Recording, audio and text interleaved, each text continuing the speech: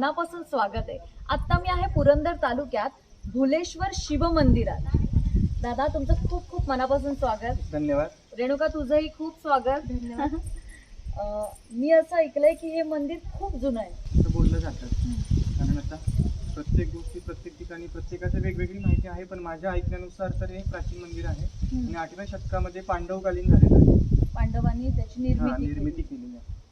माझ्या ऐकिवात असं आहे की कृष्ण देवराय यादव यांनी 12व्या शतकात याची स्थापना केली किंवा जीर्णोद्धार केला। नाही, बरोबर आहे, जे तुम्ही ऐकलं ते पण ते बरोबर ऐकलं आहे। माझ्या माहितीनुसार तर तेच आहे। आणि मोगलकालीन असं काही होतं की विनाश करण्याचा प्रयत्न केला होता। मोगलांनी या मंदिरामध्ये हल्ला केला होता। मूर्त्यांच्या अर्ध्या वगैरे भाग तुटलेत, परंतु मंदिर विनाश नाही होऊ शकलं त्यांना। या मंदिराची बाहेरची जी रचना आहे ती मोगल पद्धतीची आहे आणि आतला जो पूर्ण भाग आहे तो हिंदू पद्धतीचा तुम्हाला बघायला मिळेल। आणि प्रत्येक दगडावरती, प्रत्येक ह्या जॉईंट वरती तुम्हाला प्रत्येक वेगवेगळी मूर्ती, रामायण महाभारत वगैरे अशा काय आहे ते प्रत्येक गोष्टी तुम्हाला बघायला भेटतील। कोरलेलं आहे आणि जुनं कोरीव काम आहे। या देवाला कुठला नैवेद्य दाखवला जातो? या देवाला नैवेद्य म्हटलं तर फक्त पेढा आणि खडीसाखर वगैरे, नारळ, हार, फुलं वगैरे चढवले जातात। मी असं ऐकलंय की श्रावणामध्ये खूप मोठा महोत्सव असतो इथे। श्रावणामध्ये म्हणजे एवढं पब्लिक असतं, एवढा महोत्सव असतो की त्यांची कावड वगैरे निघते देवाची आणि इतकी गर्दी असते। भक्तजन खूप लांबून लांबून येतात दर्शनासाठी आणि हा देव असा आहे की प्रत्येकाच्या नवसाला पण पावतो।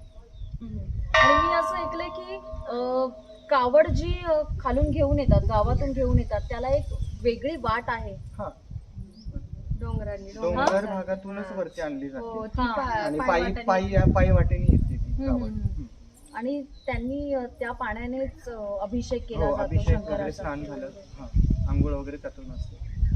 भरपूर भाविक लोक येतात इथे, अनुभव घेऊन जातात। प्रत्येकाच्या तोंडामध्ये आहे की बाबा हे प्राचीनकालीन मंदिर आहे आणि या प्रत्येक मूर्त्यांचं कोरीवकाम इतकं सुरेख आहे, छान आहे, बघण्यासाठी सुद्धा लोक खूप लांबून लांबून येतात आणि त्यांचा अनुभव पण घेतात।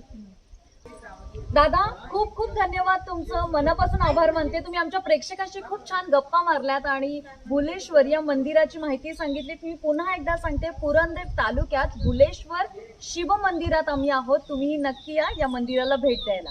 धन्यवाद। धन्यवाद। तुम्ही पण सर्व इथं आल्याबद्दल, भटकंती चॅनल घेऊन आलात, महादेवाचे किंवा शंकराची तुम्ही एवढी भक्ती करता किंवा त्या भक्तीसाठी आज नाव ऐकून तुम्ही आल्याबद्दल खरंच तुम्हालाही मनापासून धन्यवाद।